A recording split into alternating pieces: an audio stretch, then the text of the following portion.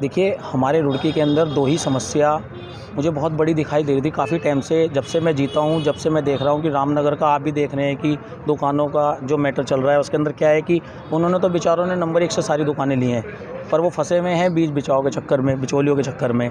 मैंने उनके सामने यही समस्या रखी कि भाई रामनगर जिन्होंने इन्हें रसीद कटी है, अगर उसका चार्ज कुछ एक्स्ट्रा बैठता है, उसको लेके इनकी दुकानें दी जाए वापस। क्योंकि देखो, एक पर्सनल व्यू भी है इसके अंदर। एक तो सारी बिरादरी की दुकानें हैं अपनी, और दूसरे नंबर की बात है, मैं व्यापार मंडल से महामंत्री हूँ, तो हमें तो सोचना ही पड़ेगा इस बारे में, क्योंकि व्यापारियों ने हमें जिताया तो व्यापार के बारे में सोचना पड़ेगा।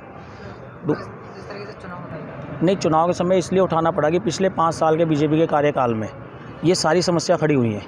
आप भी सब लोग जानते हो अच्छी तरीके से कि समस्याएं 5 साल के अंदर बढ़ी हैं व्यापारी की, कम नहीं हुई है।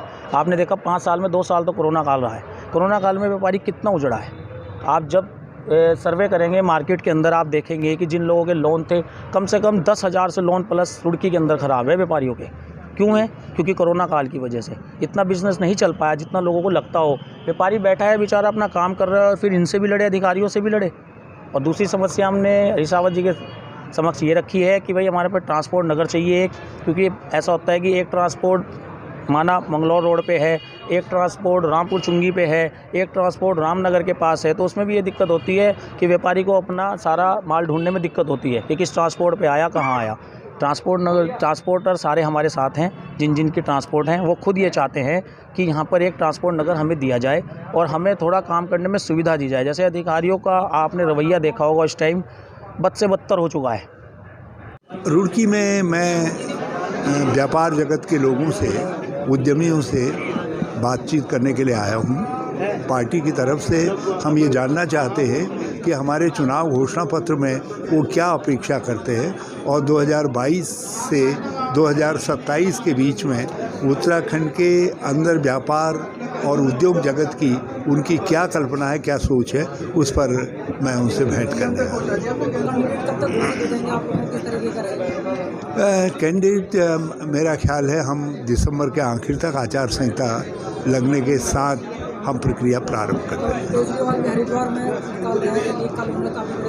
ये हरिद्वार तीर्थ स्थल है, तीर्थाटन के लिए लोग आते रहते हैं। जिस समय चुनौती आएगी, सारे गुटके में बदल जाएंगे और कांग्रेस को मजबूती देंगे। टिकट तो मैंने बांटे, सही या गलत जो भी है वो बांटे।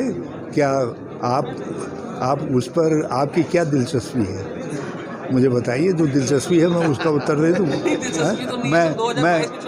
मैं 2017 के चुनावों का पूरा पुलिंदा तो आपके सामने रख नहीं सकता।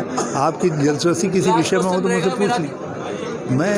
मैं तो कई जगह जो है 2-2, 3-3 बार, कोटद्वार आज तीसरी बार जा रहा हूँ, तो इसका मतलब मैं कोटद्वार से भी लड़ूंगा, डोईवाला से भी लड़ूंगा, मैं देहरादून में भी गया हूँ, मैं कैंट में भी गया हूँ, रायपुर, तो कहाँ रहूँ जी। मैं सब लोगों से जिसके वहाँ तकलीफ़ होगी, तकलीफ़ में किसी से मिलना राजनीतिक शिष्टाचार है, सामाजिक शिष्टाचार है, और वो पार्टी के बंधन में नहीं होता शिष्टाचार। हमारा प्रतीक पत्र घर भी गए थे आज आप, मतलब जाने की तैयारी है, इस तरह का कुछ है?